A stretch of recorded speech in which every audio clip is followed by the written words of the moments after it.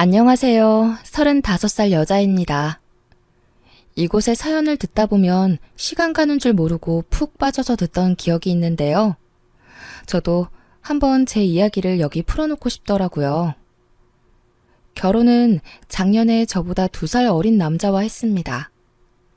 사실 30 넘도록 악착같이 돈만 벌면서 살았기 때문에 결혼이란 걸 할 줄 몰랐는데 집신도 제 짝이 있었다고 지금은 제 남편을 만나서 너무 다행이란 생각이 드네요.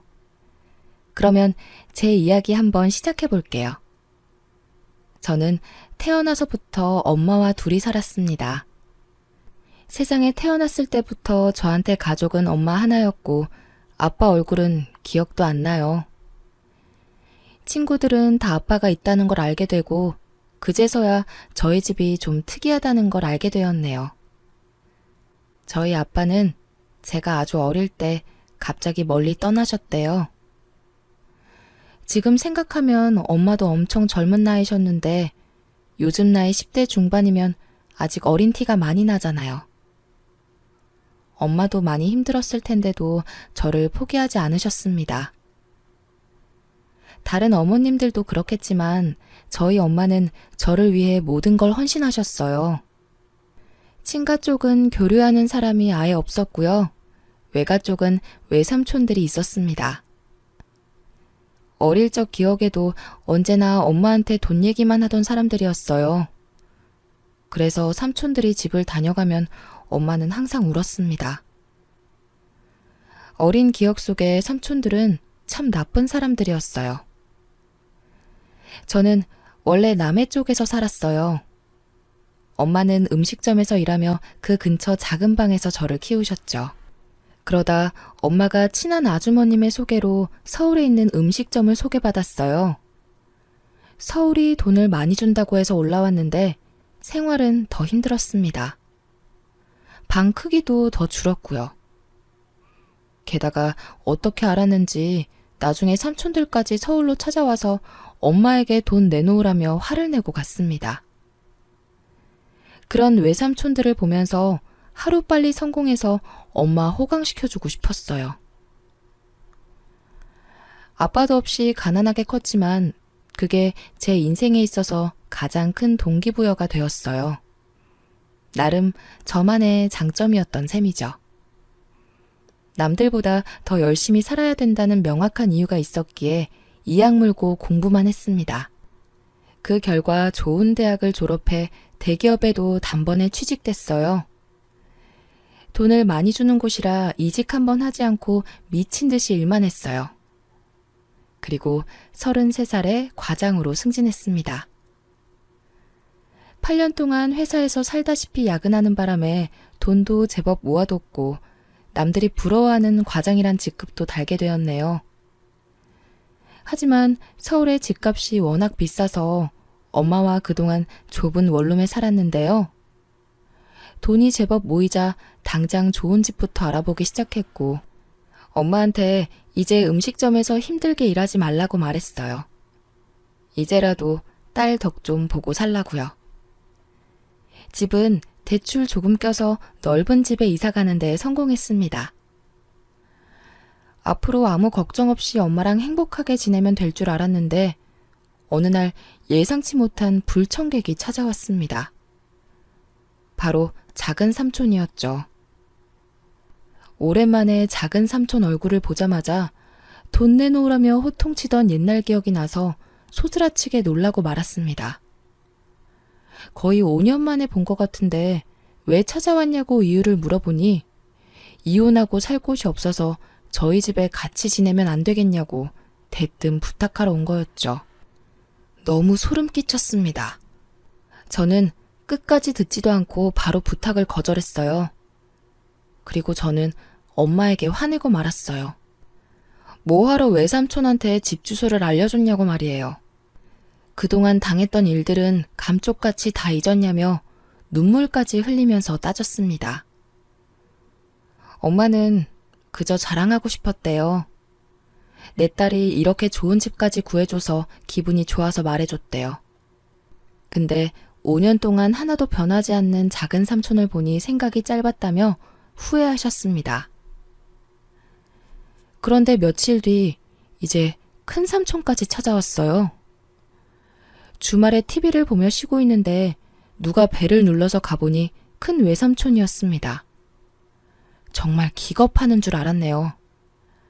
자세히 보니 옆에 작은 삼촌도 같이 온 것 같더라고요. 그 깡패 같은 성격 어디 안 갔는지 무례하게 복도에서 빨리 문 열라며 시끄럽게 하는 바람에 결국 열어주고 말았습니다. 큰 외삼촌은 아주 제 집처럼 거실에 들어오더니 이곳저곳을 못질하는 사람처럼 살펴보기 시작했어요. 가구는 어떻고 벽지 상태까지 일일이 다 살펴보더군요. 그러더니 자기 혼자 거실 바닥에 앉아서 저와 엄마를 불렀습니다.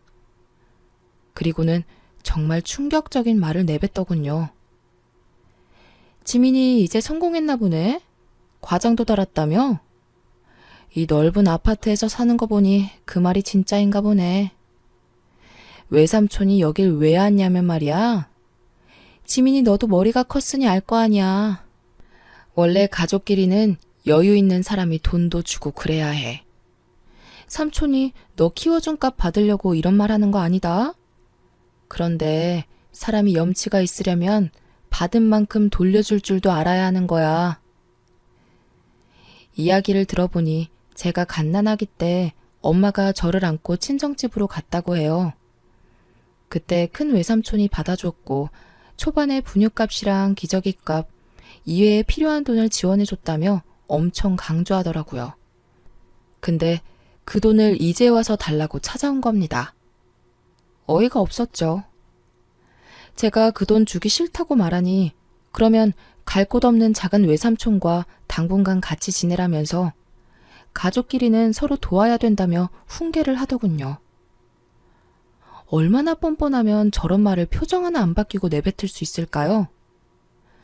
크면서 외삼촌들이 엄마한테 돈 달라고 해서 100만 원씩 받아간 걸 수없이 봤거든요.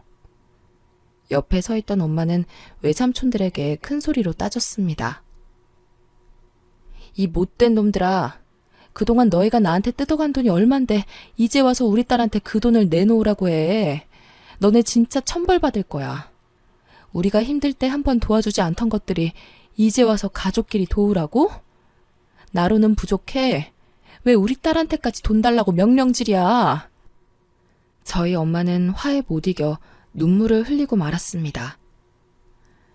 다시는 떠오르기 싫던 옛날 기억이 떠올랐습니다. 매번 엄마에게 와서 돈 이야기하고 엄마는 바보처럼 달라는 대로 다 주던 모습들 말이에요. 저도 이제 나이 30살 먹고 가만히 듣고만 있을 수는 없었습니다. 소리를 미친 듯이 지르기 시작했어요. 당장 나가라고, 안 나가면 경찰 부르겠다고 말했습니다.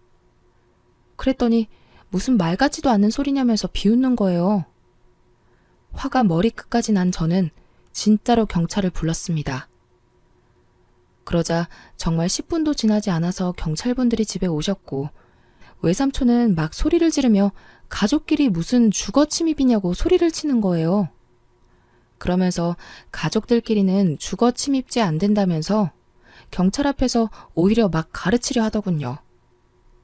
그런데 건장한 남자 경찰 한 분이 큰 소리로 주거 침입죄 맞습니다. 가족들도 허락하지 않는 방문 시 고소할 수 있습니다.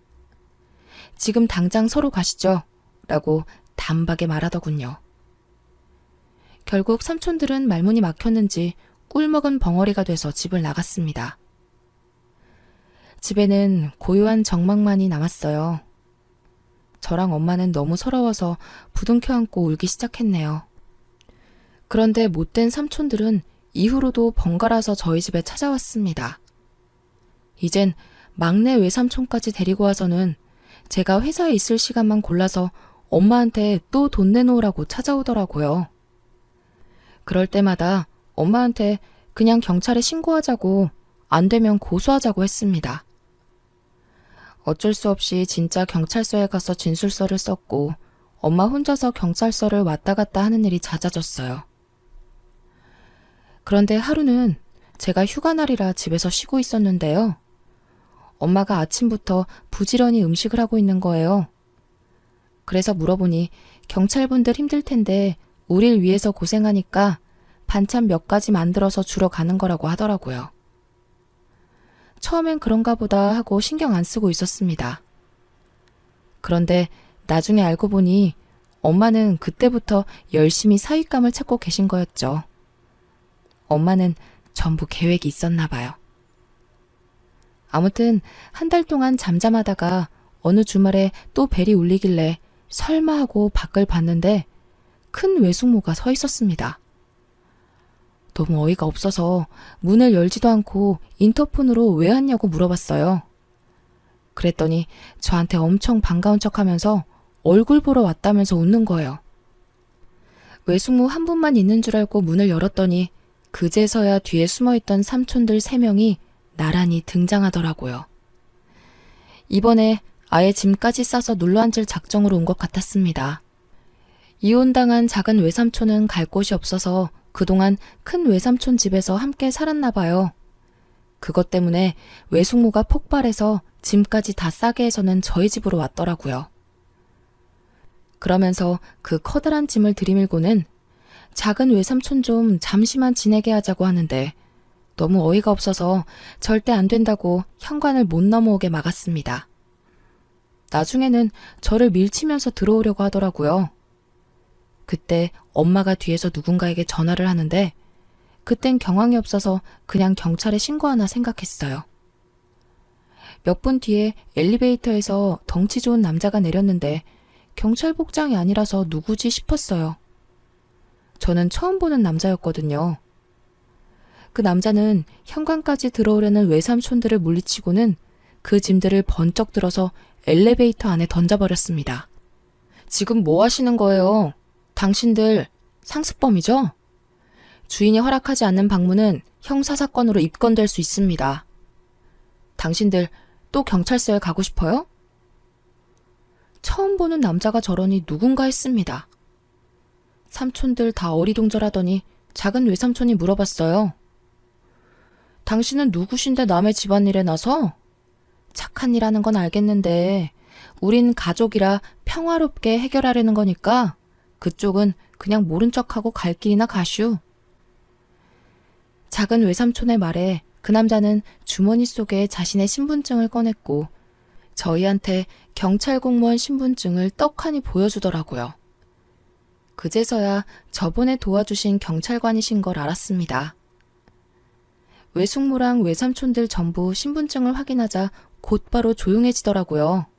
결국 한마디도 못하고 전부 나갔습니다. 그들이 엘리베이터 타는 것까지 확인하자 저는 그대로 현관에 주저앉았어요. 집에 못 들어오게 막느라 정말 온 힘을 다 썼거든요. 근데 엄마는 뒤에서 웃고 계셨어요. 엄마가 찬물을 한 잔 가져왔는데 저에게 주는 건 줄 알았거든요.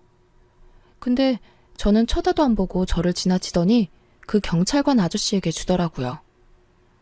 너무 고맙다고 하면서 엄마가 그 남자한테 계속 칭찬을 하는데 누가 누구 자식인지 모르겠더라고요. 그날 저녁부터 엄마는 그 경찰관 칭찬을 끊임없이 했습니다. 지민아, 요즘 사람답지 않게 참 바르고 착하지 않더니? 어쩜 사람이 저렇게 말끔하게 잘생겼는지. 엄마는 저렇게 잘생기고 어깨 떡 벌어진 남자가 우리 사이였으면 좋겠어.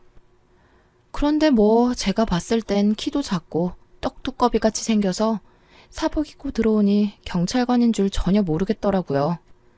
처음엔 엄마 말을 듣고도 별 생각이 없었습니다. 그러던 어느 날 회사에서 일하고 있는데 뜬금없이 엄마 번호로 전화가 왔어요. 그래서 받았는데 웬 남자 목소리가 들리더군요. 그러더니 이현숙 보호자분 맞냐고 하길래 정말 너무 놀랬습니다. 원래 그런 말은 엄청 위급한 상황에 하잖아요.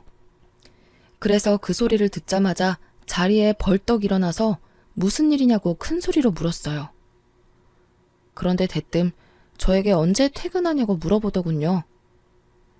알고 보니 엄마가 파출소를 찾아가서 그 경찰관에게 전화 좀 걸어달라고 부탁했다더군요. 귀가 잘 안 들려서 특히 요즘 더 심하다고, 딸아이에게 할 말이 있다고, 정말 되지도 않는 연기를 펼치며 일을 벌인 거예요. 그래서 엄마 대신 그 경찰관과 제가 통화를 하게 된 겁니다. 옆에서 엄마가 하는 말을 그대로 옮겨서 경찰관 이야기했고요. 그러니 저에게 퇴근 언제 하냐고 하고 외식하고 싶다고 하고 뭐 먹고 싶냐고 물어보고 이런 평범한 질문들을 두꺼운 남자 목소리로 들으니 기분이 좀 묘하더라고요. 원래 그날도 야근해야 하는데 얼떨결에 일찍 퇴근한다고 했고요.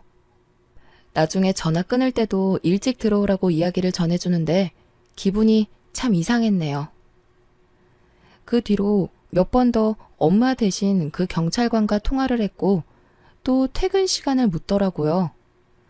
그래서 모른 척하고 오늘 시간 괜찮으시면 함께 식사나 하자고 먼저 말했습니다. 그랬더니 옆에서 엄마가 손뼉 치는 소리가 크게 들리더라고요. 그렇게 식사를 같이 했고 그 뒤로도 몇 번 더 만나서 엄마랑 셋이서 외식을 했어요. 나중에는 자기가 대접하겠다고 저에게 먼저 연락하기도 했고요. 근데 언제부턴가 엄마가 입맛이 없다고 하시질 않나 한 번은 무슨 점심을 오후 5시에 먹었다면서 배부르다고 하질 않나 그냥 둘이서 식사하라고 약속 시간 5분 전에 갑자기 통보하시더라고요. 결국 둘이서 식사하게 되었습니다. 그렇게 자연스럽게 데이트를 하게 되었네요. 사실 그동안 연애 경험이 전혀 없었고 연애를 어떻게 하는 건지도 잘 몰라서 매번 밥만 먹고 들어왔거든요. 밥만 먹고 일찍 들어오면 엄마가 계속 저한테 화내면서 집에 꿀 발라놨냐고 속상해 하시는 거예요. 그러다 한 번은 엄마가 먼저 셋이서 밥 먹자고 저희 둘을 부르셨어요. 그때 그 경찰관 앞에서 정말 무안할 정도로 제 자랑을 심하게 하시더라고요. 식사를 마치고 돌아오는데 아파트 건물 앞에 외삼촌 둘이 기다리고 있더군요. 근데 확실히 덩치 있는 남자와 함께 걸어다니니 든든하긴 했습니다. 외삼촌들은 엄마를 보자마자 득달같이 달려왔고 대뜸 돈 이야기를 꺼내길래 제가 더 단호하게 싫다고 말했습니다. 그리고는 저도 모르게 슬쩍 경찰관 뒤로 숨었습니다.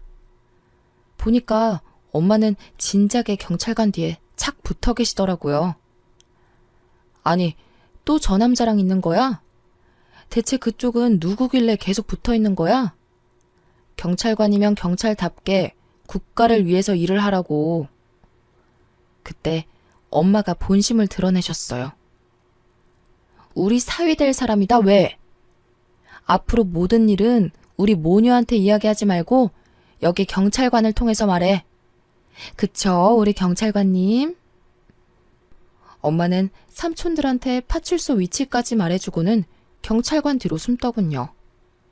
근데 웃긴 건 떡두꺼비같이 생긴 경찰관은 대뜸 자기 지갑에서 명함을 2장 꺼내더니 외삼촌들에게 한 장씩 나눠주기 시작했어요. 다음엔 할 얘기 있으면 여기로 전화하라면서요.